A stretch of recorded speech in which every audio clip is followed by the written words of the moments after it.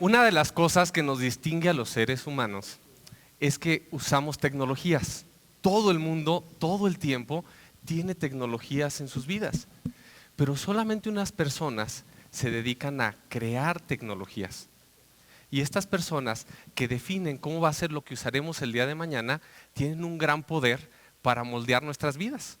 Y creo yo, o algo que me preocupa, es que pocas veces nos detenemos a pensar en esto. Imagínense que mañana despertaran y desaparecen los teléfonos celulares. Todos amanecemos sin celular. ¿Cambiarían nuestras vidas? O vamos a ampliarlo. Despiertas sin electrónicos. Además de celulares, no hay tablets, no hay computadoras, no hay radio, no hay televisión. Va cambiando más. O peor aún, amaneces sin nada de electricidad. No licuadora, no lavadora, no refrigerador, ni siquiera el carro prende, porque necesitamos electricidad para que encienda. Dependemos mucho de las tecnologías y dependemos de las tecnologías que otras personas crean, que nos están moldeando cómo desarrollamos nuestras vidas. Y a todo esto, ¿qué es una tecnología? Pues al hablar de tecnología hablamos de aplicar conocimientos y habilidades para resolver problemas. Conocimientos y habilidades. ¿Y de dónde salen esos conocimientos? Pues muchos pueden salir de la práctica cotidiana. Tenemos tecnologías muy sencillas, desde un cuchillo, que no se necesitó aplicar tanto conocimiento más que experiencia para desarrollarla. Pero conforme hemos ido avanzando, cada vez hemos necesitado averiguar más sobre nuestro entorno para hacer las tecnologías. Y por eso hoy en día, que estamos en una famosa sociedad del conocimiento, nos hablan por todos lados de ciencia y tecnología, que es una gran necesidad, ya no digamos para las personas, sino para países, para todo el mundo. Y yo quisiera detenerme aquí para diferenciar que la ciencia es una cosa y la tecnología es otra. Y me voy a apoyar para esto en una cosa que creo que todos conocemos, a algunos les gusta, a otros no, pero es el fútbol. La mitad de las personas que están en este teatro, los que están a mi lado izquierdo, que sería su derecha, van a jugar a ser científicos ahorita imaginariamente.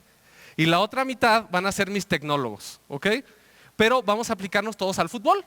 Entonces les pido a mis científicos que se imaginen que yo los pongo a estudiar el fútbol y como parte de su investigación me tienen que decir cuáles son las reglas del fútbol, obviamente sin leer un manual ni nada, solo observando, y para tratar de entender de qué se trata ese juego. A final de cuentas eso es lo que hacen los investigadores, solamente que el juego no es fútbol, el juego es la naturaleza, es nuestro universo, queremos saber cuáles son sus reglas. Y mi lado de tecnólogos aprovecha el conocimiento de las reglas del juego para ver cómo voy a lograr mis objetivos, cómo voy a resolver los problemas. En el caso de fútbol es ver cómo voy a meter gol. Uso esta analogía porque cuando nos sentamos a ver un partido, los que somos aficionados a este deporte, siempre le estamos queriendo decir al entrenador de nuestro equipo o al entrenador de la selección nacional a quién tiene que meter, cómo los tiene que acomodar, de qué manera tiene que jugar, cómo hay que aprovechar los conocimientos de las reglas y las habilidades de sus jugadores para sacarle máximo provecho. Pero cuando pensamos en tecnologías y en lo que va a moldear nuestras vidas y que va a cambiar nuestro futuro, poco nos detenemos a decir, híjole, yo quiero que los tecnólogos hagan esto para que mi vida sea así, o transformen las cosas de otra manera para llegar a lo que yo realmente necesito, a lo que me preocupa, a lo que quiero para mi persona, para mi familia, para mi país. Entonces es fundamental que tomemos más esa actitud de aprovechar los conocimientos y de, así como le exigimos a los entrenadores, exigirles a esas personas que tienen el poder de moldear las tecnologías a futuro.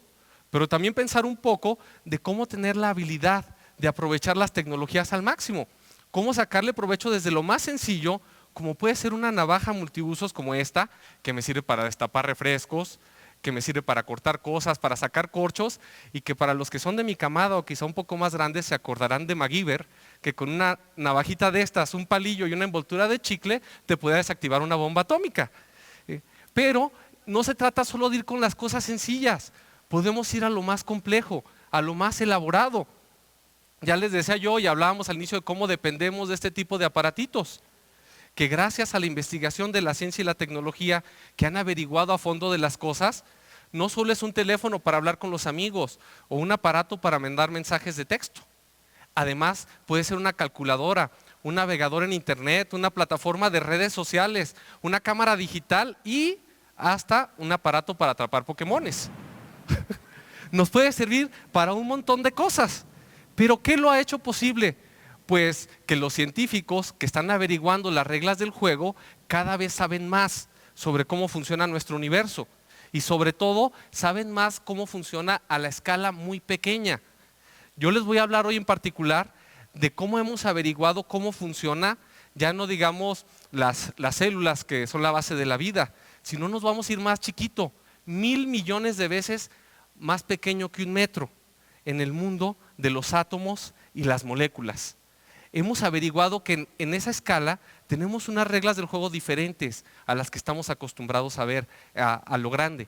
Y que si logras manipular eso en lo muy pequeño, puedes tener propiedades extraordinarias para crear nuevos aparatos. Y a la par, los tecnólogos no solo han aprovechado lo que se sabe, sino que han creado aparatos que nos permiten visualizar cómo son las cosas tan pequeñas y manipularlas a nuestro antojo. Y entonces yo acomodando esas cosas tan chiquitas, les repito, 1,000 millones de veces más pequeñas que un metro, manipulándolas, puedo tener baterías que me duran mucho más tiempo para que mi celular dure cargado y me pueda dar más funciones. Puedo tener pantallas con más resolución, cámaras que me pueden tomar fotos cada vez más detalladas.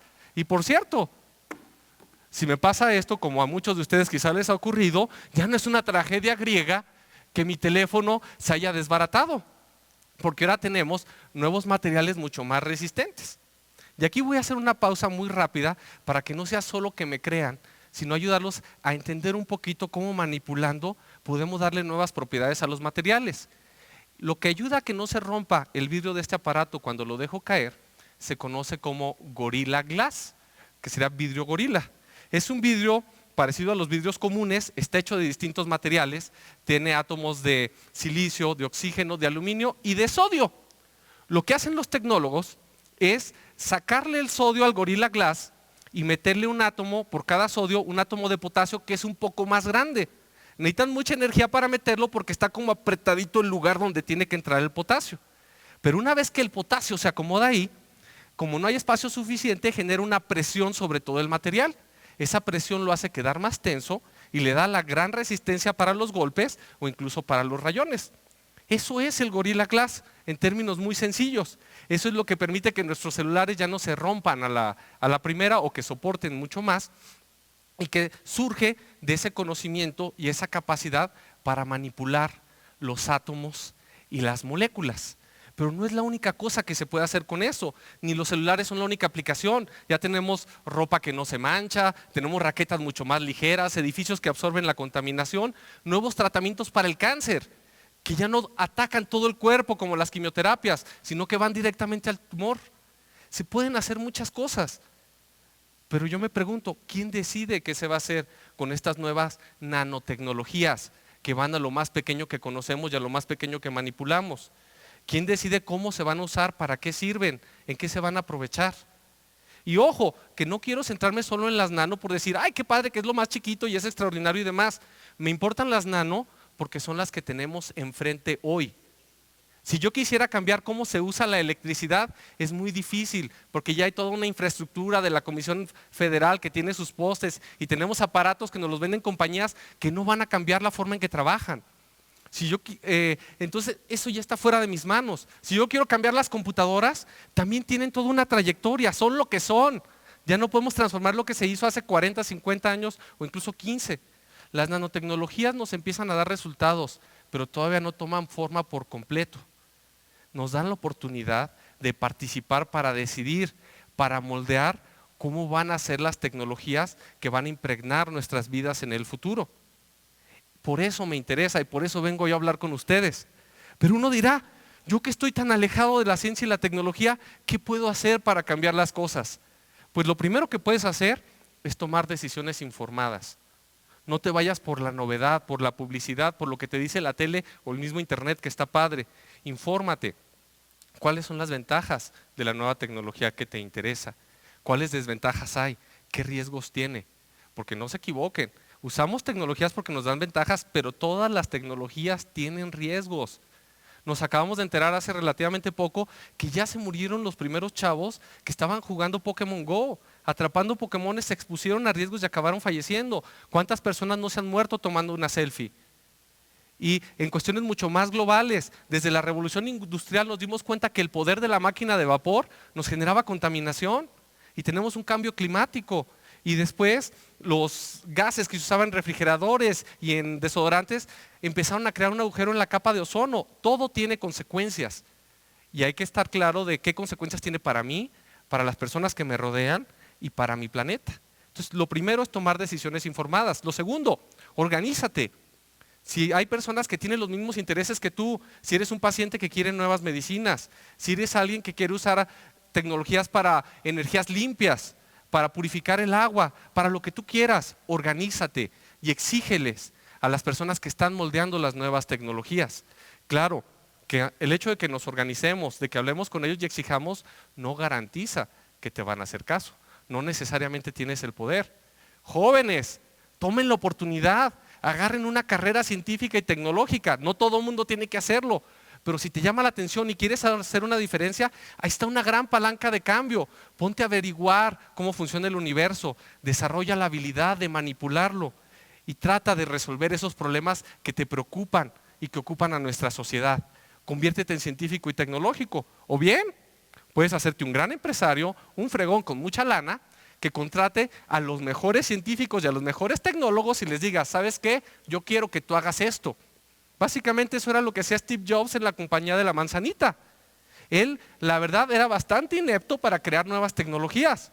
Lo que sabía hacer era juntarse con gente que las podía crear y les decía, yo quiero que la gente que use mis aparatos viva así. Entonces necesito que me hagas un dispositivo con estas características. Y teníamos montones de personas esperando a que el señor Jobs nos dijera cómo vas a vivir con las nuevas tecnologías que te está ofreciendo. O más allá, puedes irte al gobierno, puedes ser un político pero de los buenos.